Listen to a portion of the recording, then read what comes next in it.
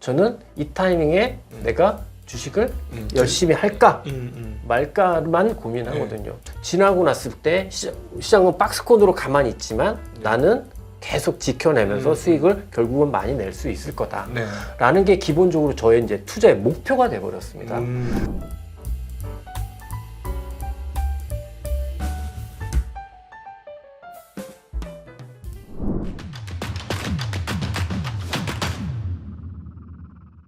안녕하십니까. 증시각도TV 시청자 여러분, 투자자 여러분 반갑습니다. 네, 제가 2024년에 이 투자하면서 굉장히 많은 어려움을 겪다 보니까 산전수전 많이 겪으신 분들을 또 하반기에 많이 찾아다녔습니다. 그러다가 아주 훌륭한 분을 한분 찾았습니다. 유튜브 주식한 찐샘의 김진 대표님 모셨습니다. 대표님 어서 오십시오. 안녕하십니까. 네, 안녕하십니까. 유튜브로 표현하니까 유튜버처럼 보이긴 한데 아직 이제 유튜버라기보다도 프랍 트레이더의 황제라고 표현하는 게 훨씬 더 어울릴 뿐이죠. 작년까지 한국 최고의 프랍 트레이더 그리고 또 프랍 트레이더 헤드를 하셨던 분이십니다. 네. 예, 여기서 이제 잠깐 소개를 드리면 프랍 트레이더라는 건 뭐냐면 증권사나 금융기관이 자기 자본을 가지고 직접 운용하는 거. 그러니까 내돈내산, 투자에 내돈내산을 하는 걸 우리가 프랍하고 프랍 트레이딩이라고 하는데 거기서 정말 오랜 기간 마지막 제대하실 때까지도 손실 없이 끝나셨어요? 네. 와. 제가 딱 한 번 이 책 이후에 한 번 손실을 봤는데요. 네. 그게 이제 미국 금리 인상. 22년도. 네. 그동안은 1년 내내 주식을 안 한다고 안 했는데 네네네. 이제 프랍은 그래도 또 목표라는 게 있지 않습니까? 그렇죠, 그렇죠. 그러니까 어떻게 중간에 뜯어먹으려고 하면 그게 안 돼요. 안 되는 거 알면서도 했거든요. 그래서 약간 그때 한 2, 30억 정도 손실 본 게 다였던 것 같고요. 그러시다. 저는 그래서 사실은 책을 낼 정도면 그 다음에 분명히 나쁜 일이 한 번 있을 것 같은데. 네. 이 책을 덮으면서 어떻게 이렇게 한 번 거의 한 20 몇 년간 한 번도 손실이 없으셨죠? 제가 프랍 트레이더를 한 게 21년이고요. 네네네. 네, 정말 산전수전 다 겪었는데 네. 아주 운이 좋게 연간 기준입니다. 당연하지. 그럼 월간 기준 하는 사람들은 난 악마라고 봐. 그거는 말이 안 되는 것 같고. 그건 말이 안 되고 이제 연간 기준으로는 아주 운 좋게 손실을 안 봤던 것 같고요. 그 이제 금리 인상기에 그래도 사실은 그때도 제가 북이 굉장히 컸습니다. 저희 부서 북이 그때가 제가 직접 운영하는 게 2,500억이었으니까. 회사가 어디였죠? 2,500억씩이나 하던 회사가? 그 KB였습니다. KB니까 아무래도 북이 조금은 네. 했겠네요. 예. 그리고 KB에서는 2,500억 북이었으니까 뭐 30억 정도 손실 난 거는 아니 뭐 작은 돈은 아닌데 그래도 1.5%네. 이거는 작은 거죠. 네. 그 전에 많이 벌어주셨을 거 아니에요? 그 다음 해에 좀 많이 그래도 많이 그렇죠. 벌었죠. 우리는 보통 한 해 조금 잘못되면 그 다음에 꽤 많이 버는 경향들이 좀 있는 것 같아요. 그죠? 그게 주식쟁이들의 그 숙명 아닌가요? 네, 그러니까 많이 벌고 나면 그 다음에 별로 안 좋은 해가 꼭 오고. 네. 그렇죠. 그래서 많은 분들이 가장 하지 말아셔야 하는 것 중에 하나가 펀드 고르실 때 지난 연도의 수익률 제일 높은 거 고르시면 가장 최악으로 갑니다. 게다가 2년 연속 좋았던 애는 진짜 하시면 안 되는 게 보통이죠, 그죠? 네, 그렇죠. 그거는 그 다음에 거의 골로 가죠. 그 다음에 보면 거의 최바닥을 찍는 경우도 많아요. 사실 운용하는 운용력들끼리는 알아요. 알아요. 이제 거의 끝나가겠구나. 맨날 뭐 이제 운용력들, 뭐 프랍 트레이더랑 펀드 매니저들끼리 이제 다 모이면은 항상 하는 말이 뭐 이 바닥 겸손해야 된다. 근데 그게 어렵지 않습니까? 아니요, 근데 이게 한 10년 넘게 한 직원들끼리는 압니다. 이거 대부분 또 일단 뭐 목표 전환형이라든지 수익률 1등 했다든지 뭐 연금에서 1등 했다든지 뭐 이런 친구들 만나면 잘했더라 그러면은 형 난 끝난 것 같아요 이제. 지 스스로 그렇게 얘기합니다. 아니 끝난 것 같아요 해도 어깨에 약간 뽕 들어간 건 어쩔 수 없지 않아요? 그런 친구들은 제가 안 만나죠. 그렇구나. 예, 그런 친구들 아직 덜 됐다. 아직 얘는 아직 멀었다. 근데 이제 한없이 오히려 더 쪼그라져 들어있는 애들이 있어요. 이제 큰일 났다. 이제 시장의 기대치와 사람들의 기대치, 내 펀드에 대한 기대치는 점점 올라간다. 나는 이제 곧 죽을 날이 다가오고 있다. 나는 정말 운이 좋아서 이랬을 뿐인데 그러면 이제 근데 또 그런 친구들은 오래 꾸준히 계속 잘합니다. 그러니까 한 번의 스타는 잘 못 돼도 지나고 나서 한 5년, 10년 동안 예를 들어서 연금펀드를 운영하는 직원 중에서도 가장 꾸준히 상위권에 있는 직원들은 늘 형 난 끝난 것 같아 라는 말을 입에 달고 살죠. 잘 될 때 어떻게 해야지 그 다음에 화를 피할 수 있을까요? 제가 생각할 땐 그건 것 같아요. 이게 주식 투자자들이 첫 번째가 뭐냐면 결국은 노하우의 싸움이잖아요. 그렇죠. 네, 뭐 책으로 아무리 해봐야 이렇게 들어서 이렇게 다 나오니까 이제 노하우의 싸움인데, 이 사람이라는 게 참 영악한 동물이고 어리석은 동물이라 네. 지들이 잘한 것만 기억하거든요. 맞아요. 투자의 노하우가 이게 굉장히 안 좋은 게, 실패한 거에서 우리는 뭔가를 찾아야 되는데 네. 자기가 잘한 거에서만 노하우를 찾거든요. 네. 그러니까 꾸준히 잘하는 친구들은 항상 어디에서 찾냐면 실패한 거에서. 네, 실패한 거에서 찾습니다. 실패한 거에서. 그리고 잘한 건 나는 너무 운이 좋았을 뿐이다. 내 탓이 아니야. 네, 이렇게 취급을 하고 가는 반면에 이제 잘못한 것, 이 잘못한 것들에 대해서 리뷰를 계속하면서 하면 이게 꾸준하게 해주고 있는 것 같고요. 이게 이렇게 오락가락하는 직원들은 그냥 자기가 운이 좋아서 자기의 성향과 그다음에 어떻게 하다가 얻어 걸린 몇몇 개의 주식이 잘 맞아서 스타가 됐지만, 그러면 계속 그런 식으로 고를 거란 말이죠. 그렇죠. 근데 그러다가 정말 큰일 한번 그러면은 절대 성공 못하죠. 네, 그러면은 예를 들어 200% 300% 수익 났다고 해도 그런 게 내가 옳고 잘했어 해가지고 갑자기 캐시우드가 생각나네. 네. 그러니까 그런 경우 너무 많으니까요. 네. 캐시우드가 완전히 이번에 망했잖아요. 그러니까 저는 캐시우드가 말하는 걸 들으면서 조금 당황스러웠어요. 이게 미국 자본시장의 힘이구나. 왜냐면은 너무 건방진 얘기인지 모르겠지만 그 뭐 애널리스트부터 해갖고 굉장히 훌륭하게 성장하신 분인데 말이 너무 단순했어요. 네. 너무 단순해서 이분 이렇게 하다가 어떻게 하려고 그래? 근데 똑같더라고. 아직도 단순하더라고요. 네. 근데 그게 통하는 게 미국 시장이라는 게 놀라운 거예요. 왜냐면 기다리면 올라오니까 일방적인 강세로 하나만 밀어붙여도 지금 당장은 어렵지만 나중에 또 회복이 되고 네네.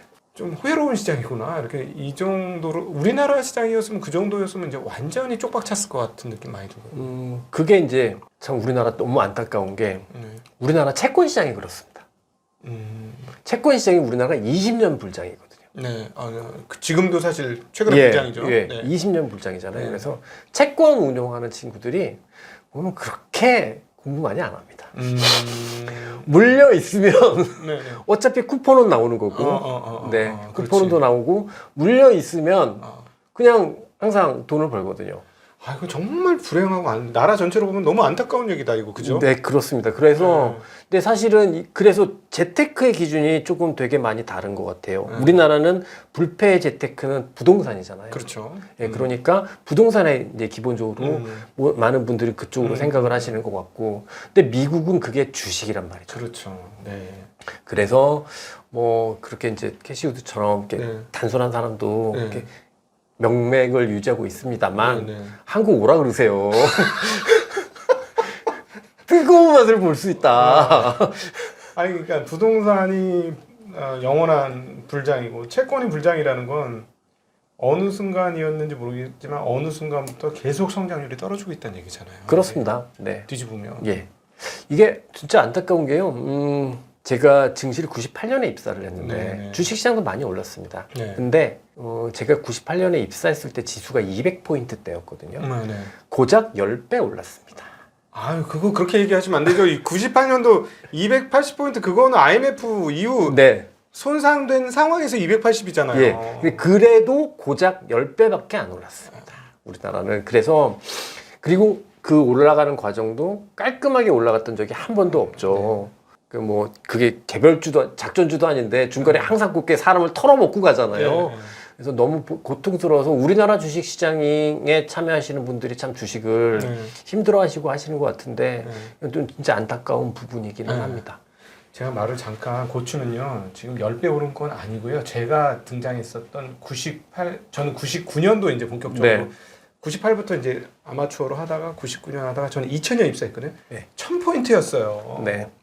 지금 2.5배밖에 안 올랐습니다. 제 기준으로는. 네, 그렇습니다. 제가 입사한 이후로 2.5배밖에 안 올랐어요. 시장이.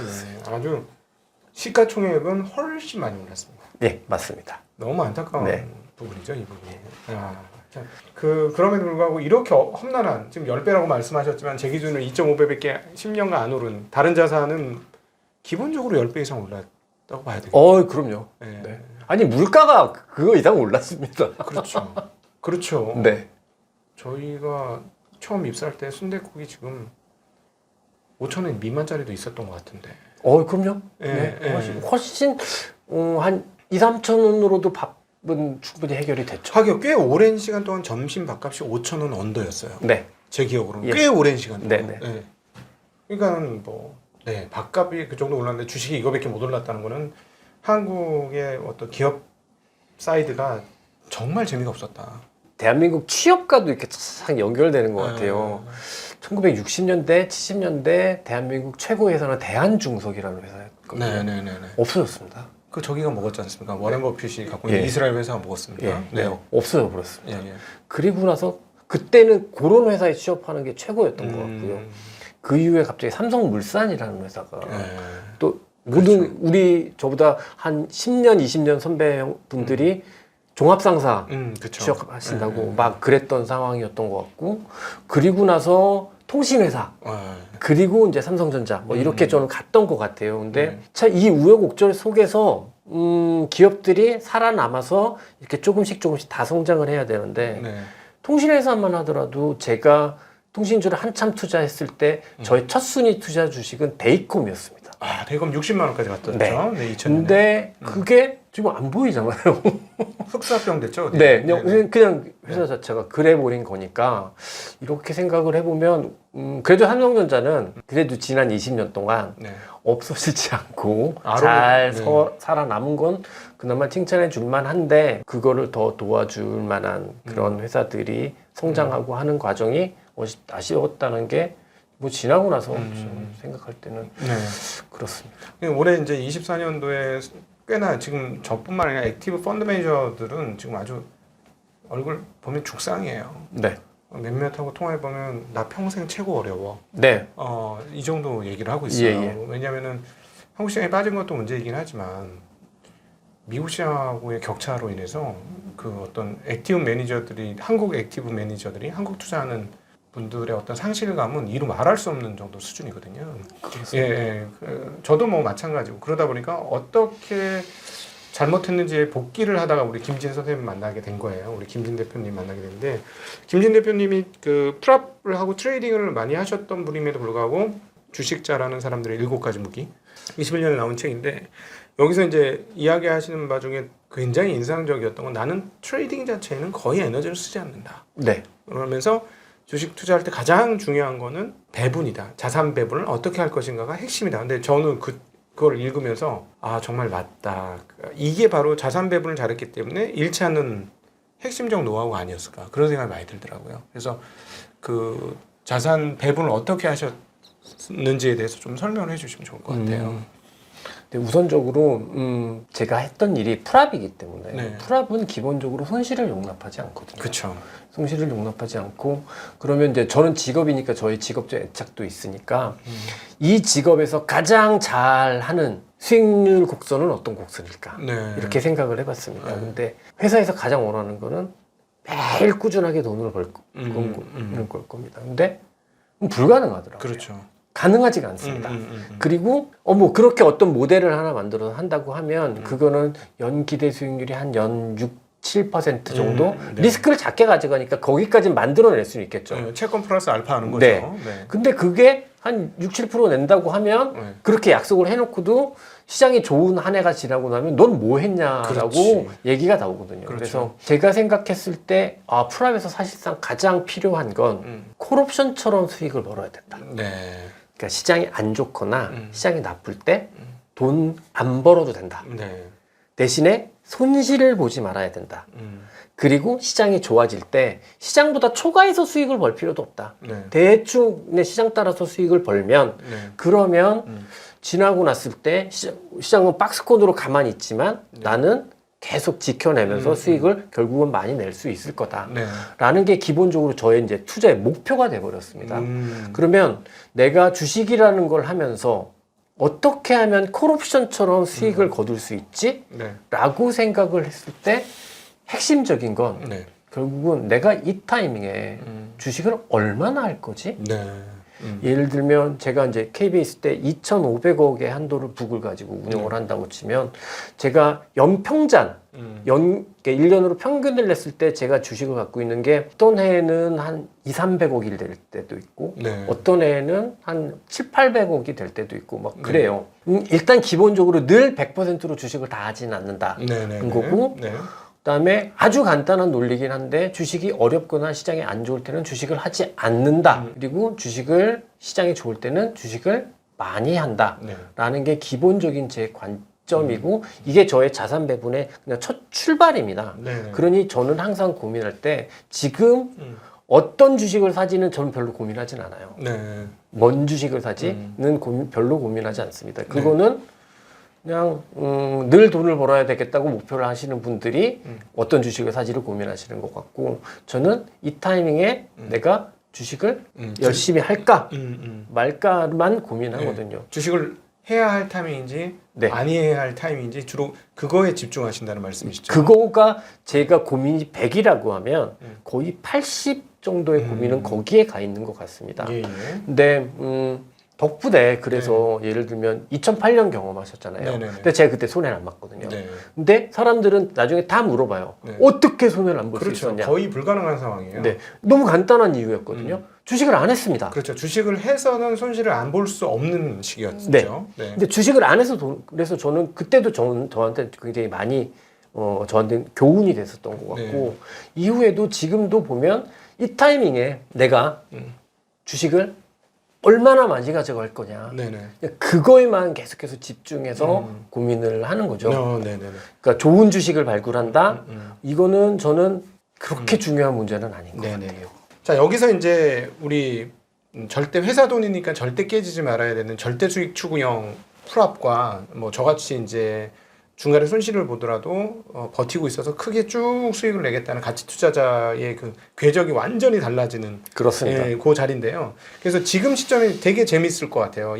여기서 어떻게 궤적이 달라지는지. 미국 주식시장, 한국 주식시장이 지금 극단적으로 완벽하게 돈가서 끝으로 가잖아요. 네, 맞습니다. 지금. 자, 그러면 우리 김 대표님은 미국 주식하고 한국 주식을 어떻게 지금부터 포지션을 하실 예정이신지 얘기해 주시면 저는 어떻게 할 겁니다라고 또 얘기하면 네. 도움이 되실 것 같아요. 들으시는 분은. 제가 해외 주식을 2009년부터 시작을 했기 때문에 네네. 아마 기관 투자가 출신 중에서 저만큼 해외 주식을 기관 자금으로 오래 한 사람은 없을 것 같아요. 그리고 그러네요. 지금 아마 저는 제가 풀업의 현재 상황에 있으면 주식이 많을 것 같습니다. 지금요? 네, 주식이 엄청 많을 것 같은데 이제 연말이라서 주식을 좀 줄였을 거예요. 네네네. 어차피 연말에 이제 정산을 해야 되니까. 네. 근데 기본적인 주식 포지션이 많았을 것 같아요. 지금요? 네, 네. 엄청 많았을 것 같은데 한국 주식은 없었을 것 같아요. 없었을 것 같다. 네. 예. 그리고 몽창 다 외국 해외 주식에만 있었을 거, 네네. 미국 주식에만 있었을 것 같고 네.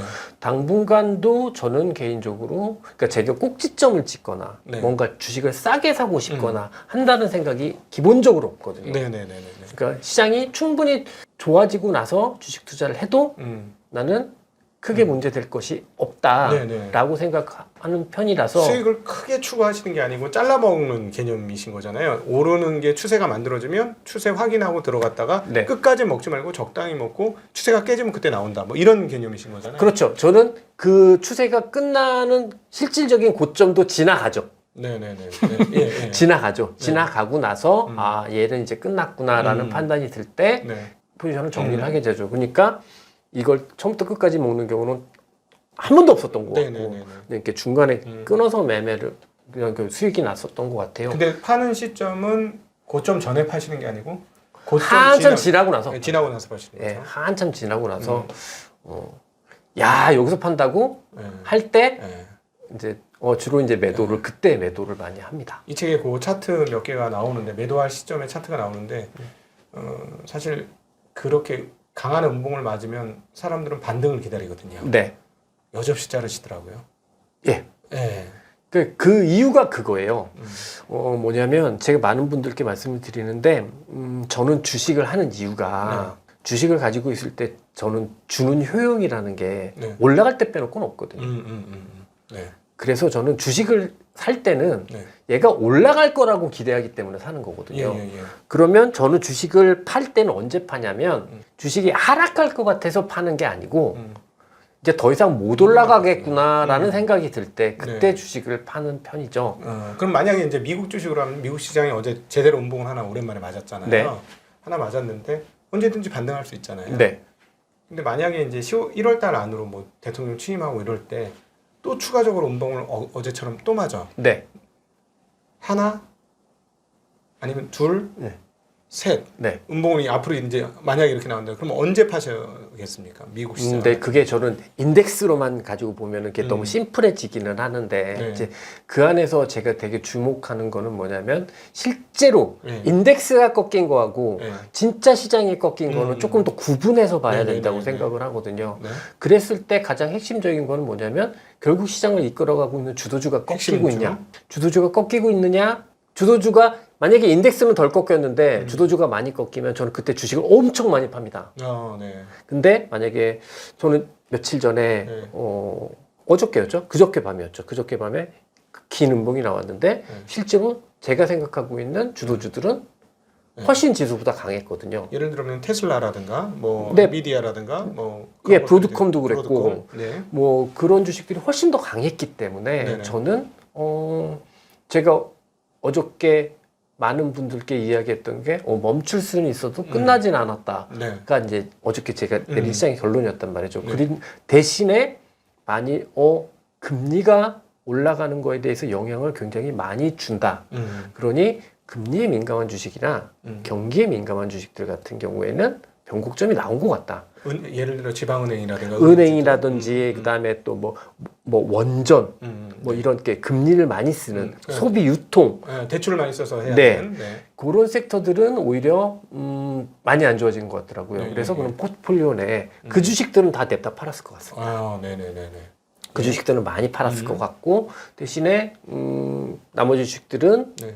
홀딩을 했을 것 같고 관점 자체는 기본적으로 아직까지는 네.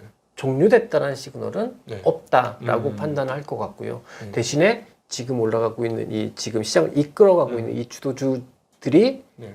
더 이상 이제 상승의 추세가 끝났다라는 생각이 들면 그게 어느 시점이 되건 간에 전 예측 같은 거 잘 안 하거든요. 네네네. 그때 되면 주식 덜 엎으면 된다. 네네네. 어차피 먹고 파는 거. 그래서 여기서 이제 주의하셔야 될 게 뭐냐면 제가 이제 약간 제3자 입장에서 보면 일반인들은 지금 이렇게 하시면 못 팔을 거예요 아마도. 네. 그 상황에 절대 못 팔 거예요. 손 안 나갈 거예요. 왜냐면 자꾸 고점 생각이 나기 때문에. 그렇죠. 그러니까 네. 앞으로 계속 한동안 계속 못 올라서 효용이 없어라고 생각하고 팔아야 되는데 네. 만약에 여기서 음봉 한 두 개 정도가 더 나. 예를 네. 들자면 브로드컴, 엔비디아, 테슬라가 이제 강한 음봉을 내면서 더 이상 못 오른다. 이렇게 되면 이제 그때는 뭔가 그쪽에서 이제 정리를 하실 거잖아요. 네. 왜냐면 이미 이 추세를 타고 오면서 수익이 났었으니까. 네. 근데 일반인들은 왜 그때 고점이었는데 그때 못 팔았는데 어떡하지? 이러면서 아마 주저주저 할 것 네, 같아요. 그래서 그 차이점을 여러분이 꼭 인식하셔야 됩니다. 이 말씀을 들으시면서. 그리고 또 참고로 이 앞전에 나왔던 그 인하대 김진영 교수님과의 대담을과 같이 비교해 보시면 굉장히 도움이 많이 되실 것 같아요. 그러니까 일종의 좌우 날개다라고 표현하면 되는데 그분은 가치 투자자고 가치 투자자로 꾸준히 좋은 성적을 내셨는데 그분 입장에서는 이제는 미국 주식 너무 비싸졌어. 그래서 성장주는 다 뺐고 배당으로 나는 깔 거야. 안전을 깔 거야 하고 배당을 하고 한국 같은 경우도 주가가 많이 떨어져 배당 수익률이 너무 올라졌어. 뭐 6%, 7%, 8% 이래.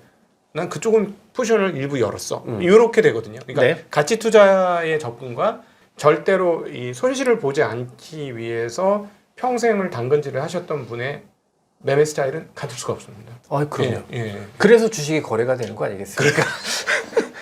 모든 사람들이 똑같이 생각하면 네. 증권회사부터 망합니다. 그렇죠. 거래가 되지 않기 네, 때문에. 네. 그런데 이제 그런 투자의 가치관도 있고 저 같은 투자의 가치관도 있고 또 각자의 또 목표하시는 주식 네. 투자로 목표하시는 바가 다르기 때문에 네. 저는 그래서 거래가 되는 거고 네. 그러니 저는 그런 것 같아요. 이제 많은 분들이 저의 방식이 사실은 널리 알려져 있지 않은 방식이기도 하고 그렇죠.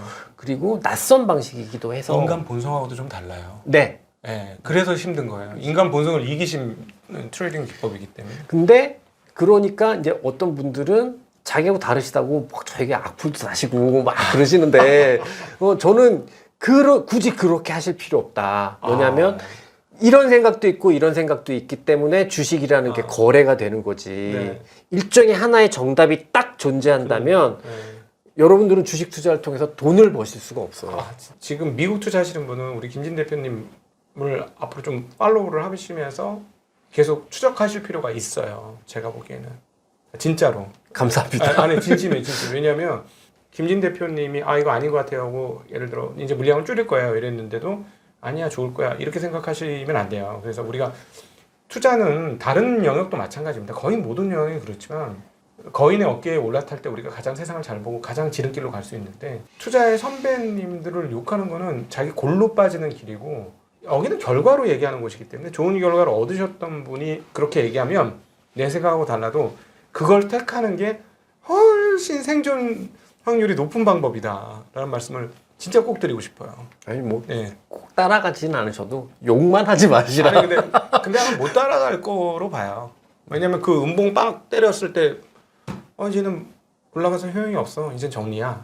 하고 정리하시는 게 아무런 무감정하게 정리하실 수 있는 거잖아요. 네. 그게 이제 머릿속에 이제 학습되어 있으니까. 엄청 사실은 그거는 굉장히 어렵다는 거 압니다. 근데 저도 제가 처음부터 이러진 않았을 거고 그러니까요. 그 21년 동안 프롭 트레이더를 하면서 굉장히 많이 저도 저 나름의 단련의 시간을 겪고 오지 않았을까요? 그렇죠. 그리고 어찌 보면 여러분 많은 분들보다 엄청나게 많이 단련되고 재련된 그럼요. 그런 사람이다 보니까 지금은 되게 기계적으로 아무런 감정 없이 그렇죠. 할 수 있는데 어렵다는 거 압니다. 어렵다는 거 알지만 근데 또 이런 얘기도 하거든요.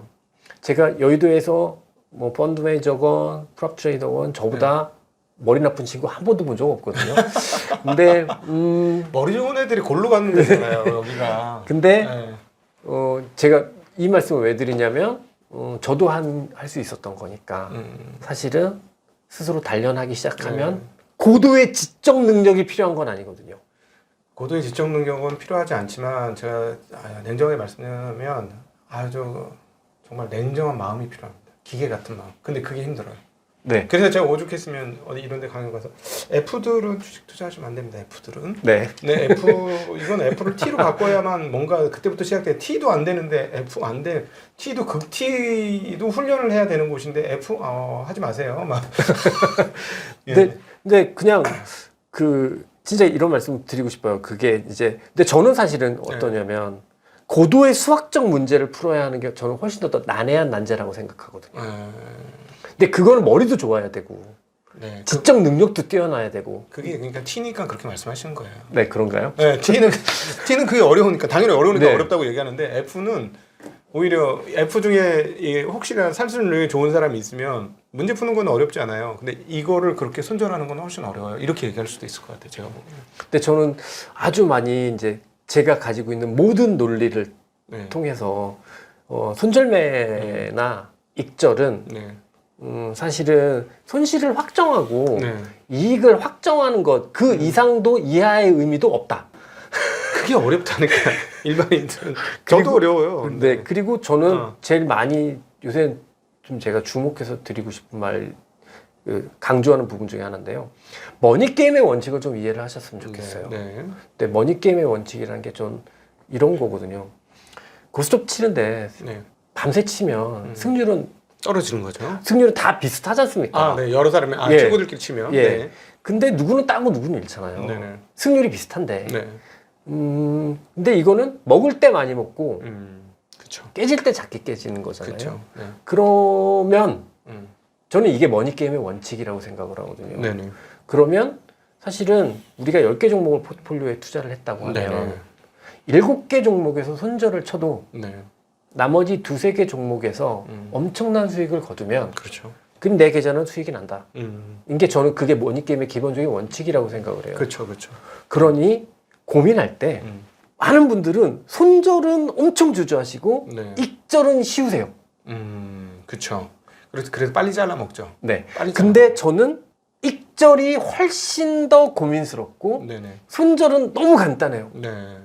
아닌데 이 산이 아닌가 봐 이러면 저는 손절이에요. 그러니까 올라갈 거라고 기대했는데 올라가는 추세가 형성되지 않으면 저는 그냥 팔거든요. 네네. 손절은 쉬워요. 근데 앞서 이제 쭉 이렇게 빠지면서 많이 이익이 나는 상황에서 네. 빠지는 걸 확인을 했을 때 네. 이게 정말 내가 잘못 읽는 게 아닌 그러니까 것이냐. 그냥 저는 그때 엄청 고민하거든요. 맞아. 익절이. 그래서 네네. 많은 분들이 익절을 너무 쉽게 생각하시고 사실 뭐 간단하게 말씀드리면 삼양식품을 10만 원 이하에서 잡으신 분들은 이 얘기가 실감 나실 것 같아요. 그러니까는 뭐 개인이라서 나는 라면 좋아해서 그냥 들고 왔어 하시는 분도 계시겠지만 50%, 그다음 100%, 150%, 200% 나눈 과정에서 이거 언제 팔지? 아마도 100% 언더에서 가장 많은 분이 털리지 않았을까? 네. 저는 그런 생각이 들어요. 20만 원 언더에서.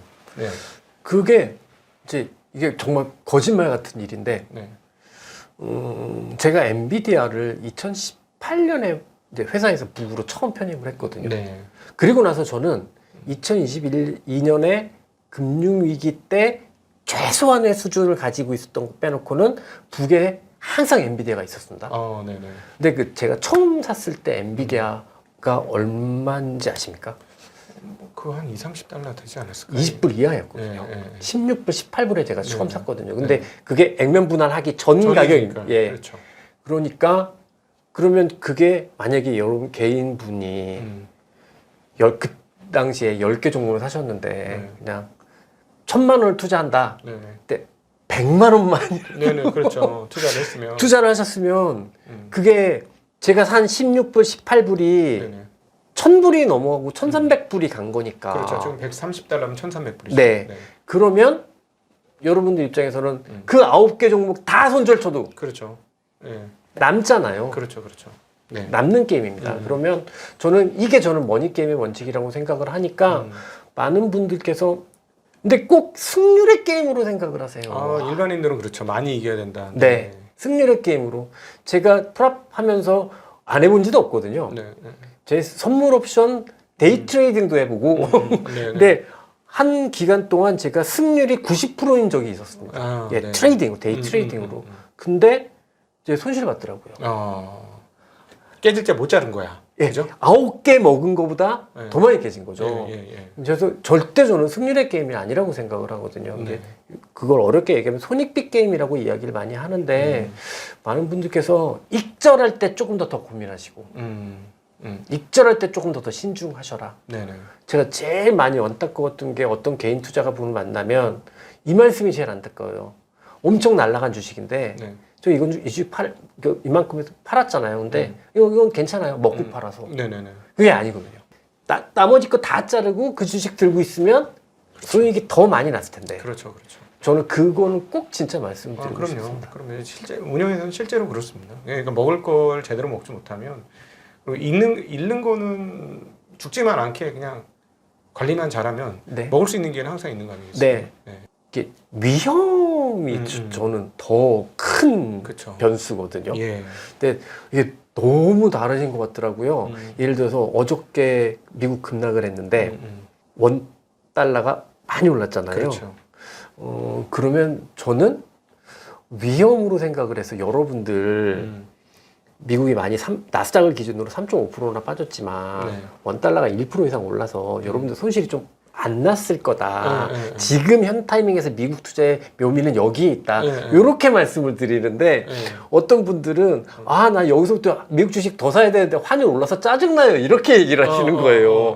근데 이분은 기대 수익에 포커스를 맞추시는 거고 그렇죠. 저는 위험에 포커스를 맞추는 네. 편인데 물론 어느 게 더 맞는 거다라고 말씀은 못 드리겠습니다만 아니요. 저는 말씀드릴 수 있을 것 같아요. 돈을 벌려면 위험 관리가 무조건이에요. 예, 항상 그렇죠. 일반적으로는 먹으려고 달려드는데 주변에 이제 주식으로 자리를 잡거나 수익을 내거나 하는 사람은 대부분 덜만 깨지면 덜 다치면 기회는 언제나 온다. 이거니까. 그래서 제가 이 책에서도 제일 많이 말씀드렸던 부분 중에 하나가 주식 투자를 하면서 최악의 상황으로만 가지 않으면 그렇죠. 나에게는 언제나 기회가 온다고 했거든요. 일반 개인 투자가 분들이라면 내 주식 뭐 평균 수익률이 마이너스 70%. 나한테 주식 얘기도 하지 마. 이것만 안 가면 돼요. 그렇죠. 그러면 기회가 오거든요. 네, 그렇죠. 프랍 트레이더다? 그러면 한 달 만에 손실 한도 빵 찍는 거. 그거 이제 트레이더들이 제일 싫어하잖아요. 네. 네네네. 제가 운용사에서 엄청 잘하는 친구라고 그래서 제가 스카웃을 해왔습니다. 네네네. 근데 이 친구가 오자마자 주식을 80%를 때려 사더라고요. 이러면 안 되는데 라고 생각을 했는데 네. 근데 한 7% 정도 증시 조정을 받았습니다. 근데 네네. 증시 조정 한 7% 정도는 언제든지 나올 수 있는 그렇죠. 거니까 이 친구의 뷰가 잘못된 건 아니었을 거예요. 네. 근데 주식을 처음부터 너무 빵 하고 많이 사다 보니까 네. 첫 달 7% 조정 받는데 운용 중단 나왔어요. 네.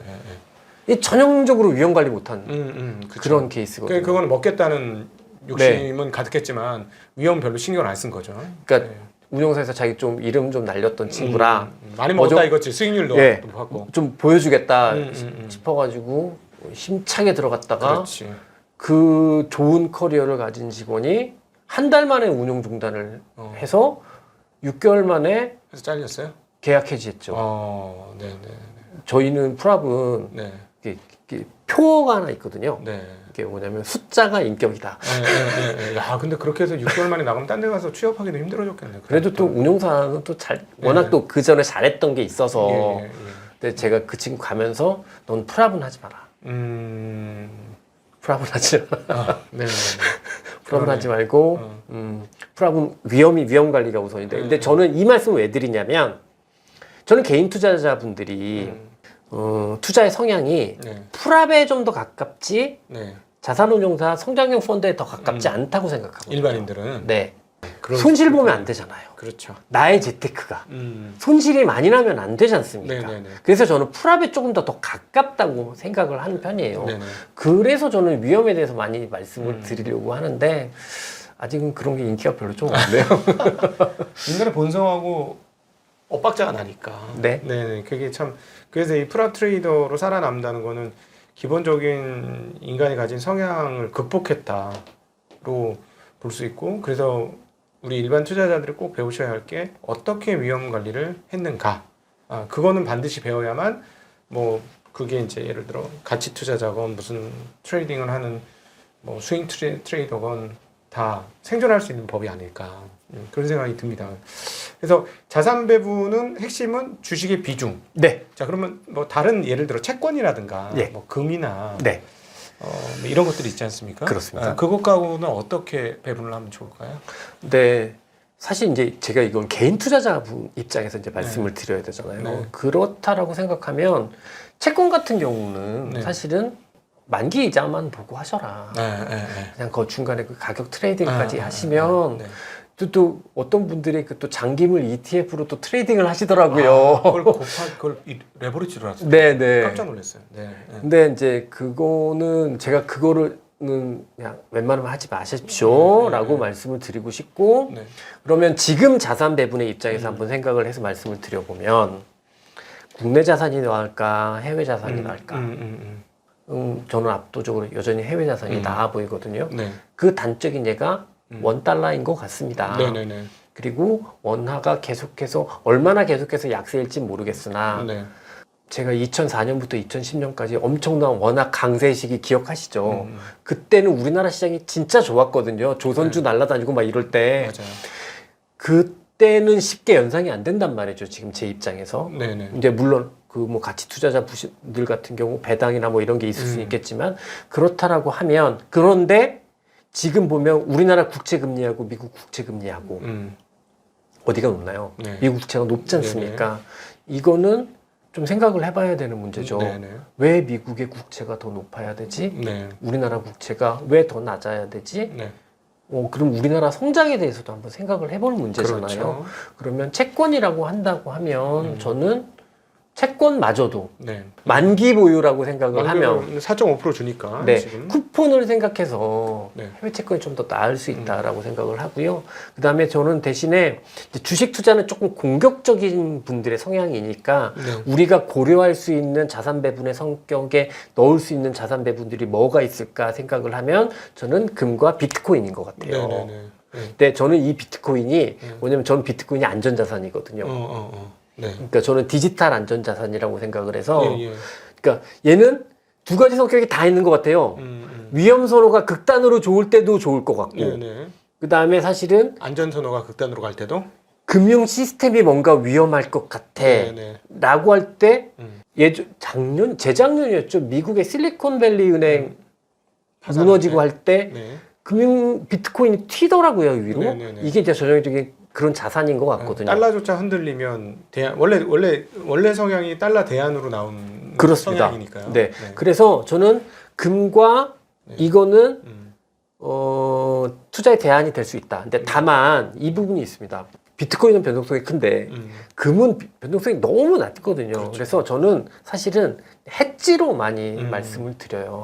그냥 시장이 좀 불안하고 뭔가 불안할 때 금을 좀 포지션을 가지고 있으면 내가 가지고 있는 위험 자산이 망가질 때 좀 덜 이것도 위험에 관한 이야기이긴 한데 덜 망가지게 만드는 요인이다라는 부분인 것 같고요. 네. 그다음에 지금은 그러면 늘 말씀드리는 게 개인 투자분 늘 주식 100% 하지 마시라. 예. 라고 말씀드린다면 이 나머지 있는 이 캐시를 어떻게 쓸 거냐가 이제 그게 핵심일 텐데 그거를 저는 이제 해외 채권 ETF나 그거는 좀 트레이딩일 수 있잖아요. 네네. 트레이딩이면 그거는 우리나라 국제가 괜찮다. 네네. 왜냐하면 우리나라는 금리가 계속 빠질 거기 때문에 그냥 그렇게 트레이딩으로 왔다 갔다 하는 거 우리나라 국채가 좀 더 유리할 것 같으니까 그때는 우리나라 국채 정도로 좀 생각을 하셨으면 좋겠고 저는 우선적으로 말씀드리는 건 뭐냐면 늘 주식이 제 기준입니다.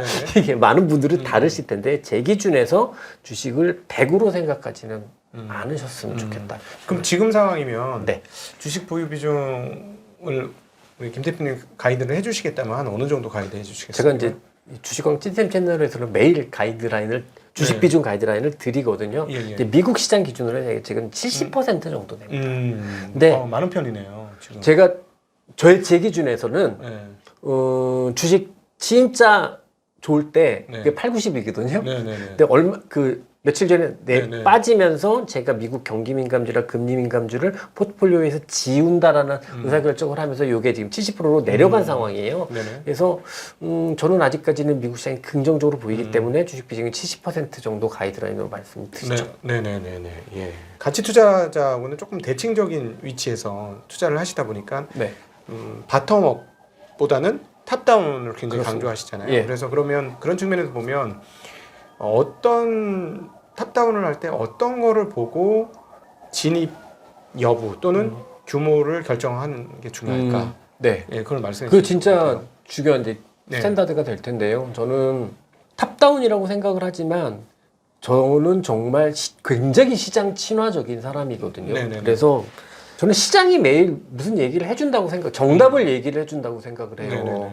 그러니까 뭔가 미래를 예측하거나 저는 주식 투자하는데 이렇게 뭐 유리구슬 굴리는 것처럼 미래를 예상해서 그렇게 주식할 필요 없다고 생각하거든요. 너무 어려운 영역이다. 그거는 굉장히 전문가의 영역이다라고 생각을 하고요. 늘 시장이 해주는 매일매일 시장이 굉장히 정답에 가깝게 이야기를 해주거든요. 그러면 그거를 잘 들으면 된다. 그래서 저는 그 누구보다 시장이 어떤 이야기를 해주는지에 대해서 엄청 고민을 많이 해요. 근데 그거는 단순히 주식시장 하나뿐만이 아니라 채권시장, 원자재 시장, 경제 지표가 될 수도 있고 원달러 시장이 될 수도 있고 환율 그리고 글로벌 증시 마켓 전체가 그렇게 될 수도 있고요. 그런 거를 저는 매일 하거든요. 매일 제가 그래서 시장을 정리하는 글을 쓰는데 그게 저에게는 가장 중요한 일입니다. 트레이딩은 저는 그 풀업을 할 때도 늘 시가반, 종가반 아니면 장중 평균가 주문이었습니다. 미국을 그럭 1,000억 넘게 포지션을 갖고 있어도 단 한 번도 밤새워 본 적도 없고요. 이제 그건 중요하지 않아 보이고 대신에 제가 시장을 리뷰하는 것 자체가 되게 중요한데 그 상황에서 제가 주식 비중을 결정하는 기준이 된다고 한다면 저는 무엇보다도 첫 번째는 뭐냐면 주식이 올라야 돼요.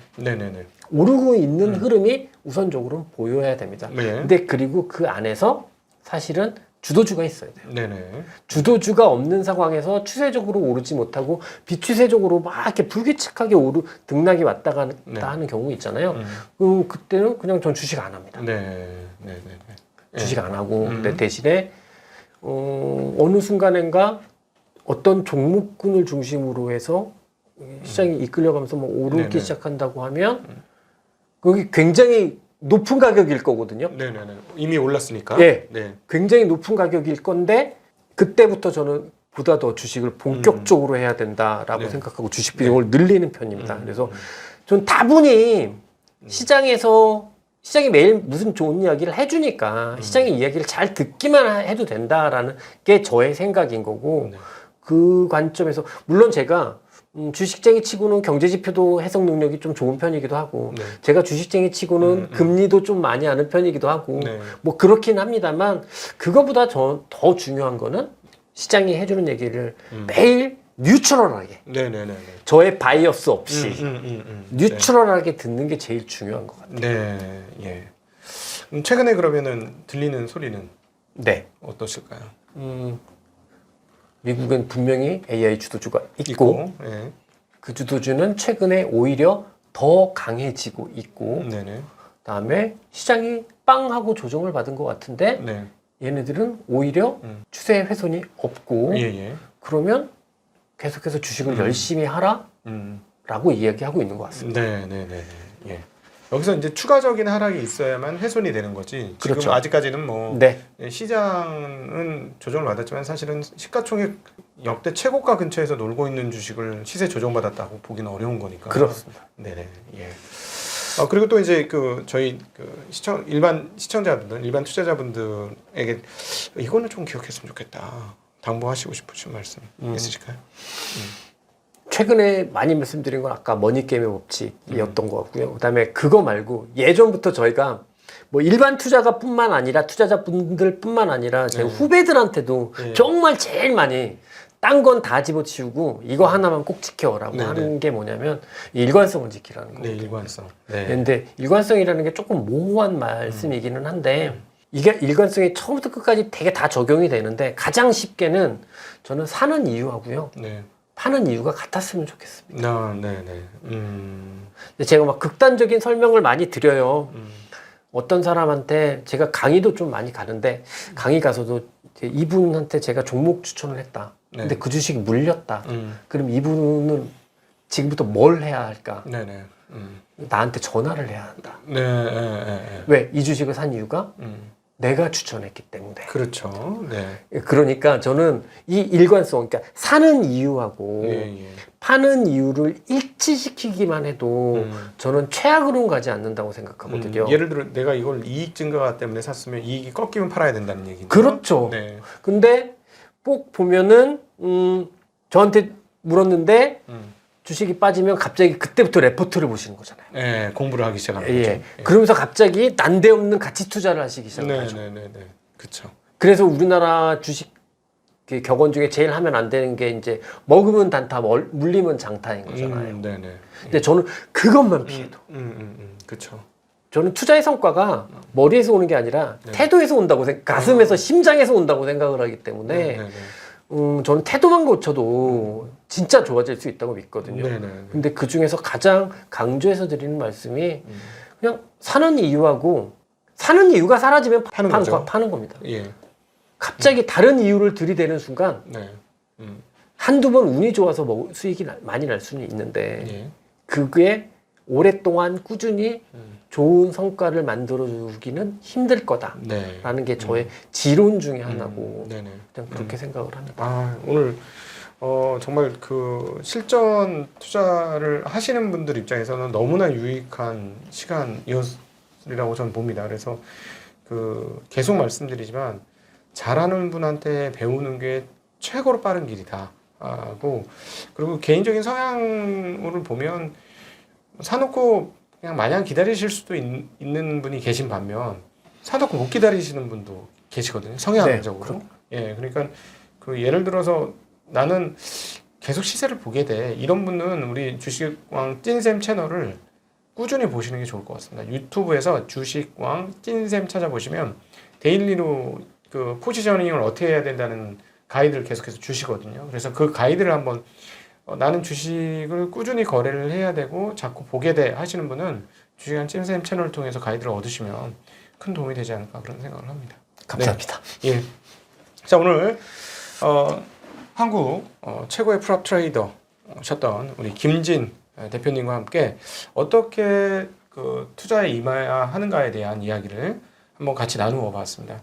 무엇보다도 손실 관리를 잘해야 된다는 것, 그리고 또 투자를 할 때는 자기의 어떤 편향에서 벗어나서 원칙을 정하고 원칙을 그대로 유지하고 지키는 것, 그리고 주식이라는 건 올라갈 때 효용이 있는 것이 떨어질 때 효용이 있는 것이 아니라는 사실을 기억해야 된다는 점 등이 오늘 여러분이 꼭 기억했으면 하는 그런 내용이 아닌가 싶습니다. 오늘 귀한 시간 함께 해주시는 우리 김진 선생님께 감사드리고 함께 해주시는 모든 투자자분들께도 감사 인사드리겠습니다. 인사드립니다. 고맙습니다.